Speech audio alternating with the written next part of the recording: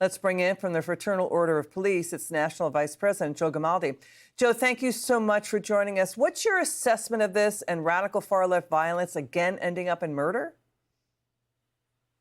Yeah, well, I think it's pretty clear with the evidence we've seen thus far that this monster is a far-left lunatic. And that's based on the statements that he made to family and friends leading up to this, also the inscriptions on the shell casings. And it appears that he became radicalized over the last several years. But what my real fear is this is just the beginning. Because what we've seen is these far-left lunatics who ghoulishly celebrated Charlie Kirk's death. They're going to lionize this guy. They're going to make him out to be a hero, just like they did with the monster who murdered the United Healthcare CEO. And it's going to encourage other people to try to commit this behavior and more copycats. Because you have all of these lunatics out there who think, I'm going to be a hero if I go and assassinate someone. That's the dangerous path we're on right now. Now, I pray to God that for our country's sake, that I'm wrong. But we cannot lose our humanity, and it just appears that it's hanging by a thread right now. That's the point. You can't lose your humanity and empathy. That's the story, Joe. So can you talk to us about these online internet chat rooms like Discord, which the suspect used? How do you stop the threat of online radicalization? What can be done to stop it? Can they track down who else is in these chat rooms to stop the violence? How do you bring light into this very dark area? Yeah, well, make no mistake, we are going to be running down, from law enforcement perspective, they're going to be running down every single lead in regards to this case. They're going to make sure they get anyone involved in custody so that justice will be swift and severe.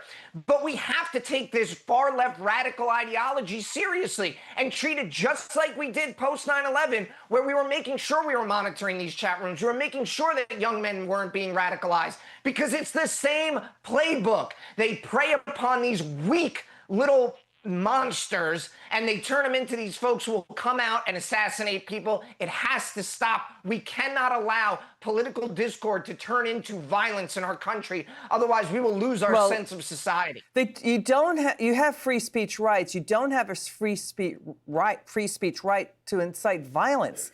Your final thoughts on that, because we want to point out vigils are continuing tonight and overseas in places like London. We're showing images of the week. Vice President J.D. Vance helping to carry Charlie Kirk's casket home to Arizona. Second Lady Usha Vance holding Charlie's wife's Erica's hand. You know, tributes are pouring in. The Green Bay Packers, the NFL, they held a moment of silence for Charlie Kirk.